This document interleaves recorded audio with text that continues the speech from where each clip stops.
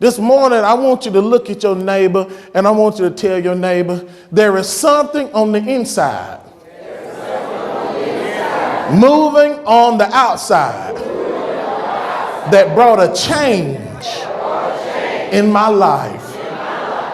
The Lord spoke to me about this message because I had I'm gonna share a little bit with you about the caterpillar to a butterfly.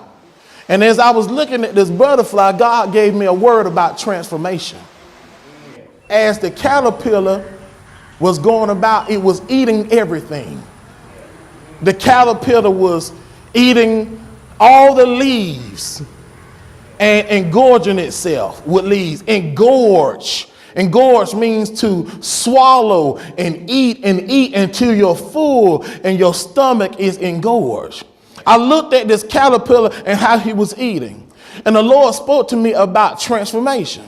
A lot of times we want to change and we want to transform into the image of God, transform into the way that he wants us to be, but there's no hunger and no thirst for righteousness. So many times I hear people say, I want to change. I want to stop doing what I'm doing. I want to stop saying what I'm saying. I want to stop living the way I'm living. But without a hunger, there can be no change. Your hunger is what's going to bring you to that place of change. Have anybody in here wanted something so bad enough that you'll do anything to do it, to get it? You'll risk everything to get it. I don't know about you, but when I wanted to change, I risked friends, family, and popularity. There was a risk that I had to take. I had to risk losing something in order for me to metamorph into this new creature.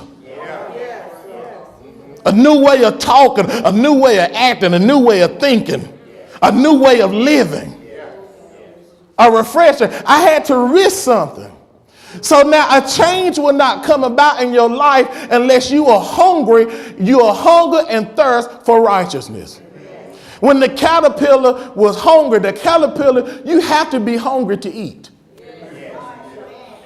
So as I'm watching this caterpillar eating, and it's swelling up and it's getting big. And the word of God said that he that hungers and thirsts after righteousness shall be filled.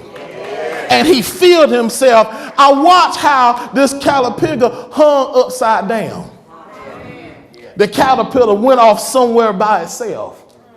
And then it hung upside down. And then this caterpillar began to spin. He spun round and round and round and began to create like a crest or a cluster around him. Or some people call it a cocoon around him. It created a whole nother egg. And as I was looking like an egg, and as I was looking at this caterpillar, see, there's something that happens to you when you want to change. When you want to change, you start feeding yourself the word of God. You start eating and gorging on the word of God. You start finding yourself, you praying more, you seeking God more. And then guess what else happens? You steal away.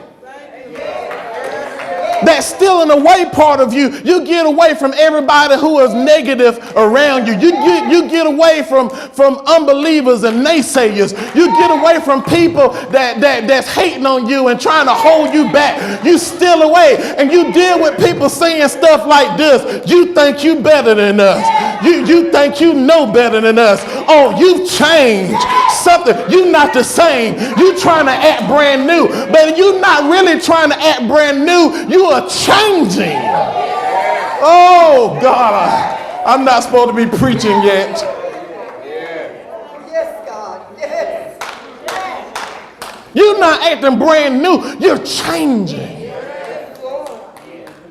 You notice that this part of your life is not as good as the part where you can fly like a butterfly. You spend so much time crawling on the ground, crawling around, eating grubs. You can't even move as fast as you want because you're around so many people that don't want to move fast either. So the caterpillar or the grub goes and steals away. It steals away and then it hangs upside down and it creates a cocoon. And you need to understand what happens to the butterfly then. The butterfly creates an enzyme on the inside of the cocoon that starts digesting itself. Now the Lord showed me this cocoon and he said, now here is the dying part. And this is what happens when you see a change coming. Your flesh starts dying. You notice that the desires that you used to have, even though you still got some today. Can I be real about it? But you notice the strong desires that you had. You see those desires actually falling away. Or you actually feel like now I'm stronger than the desires that I used to have. The desires, you find yourself, your spirit man is now stronger than the desires that you used to have, to where some stuff you couldn't take it and you couldn't stand it, you could not bear it. Now you have authority over it. Now you're willing to say no. Now you say I can't go. Now you say this is not for me. Now you say this is a good thing, but it ain't a God thing.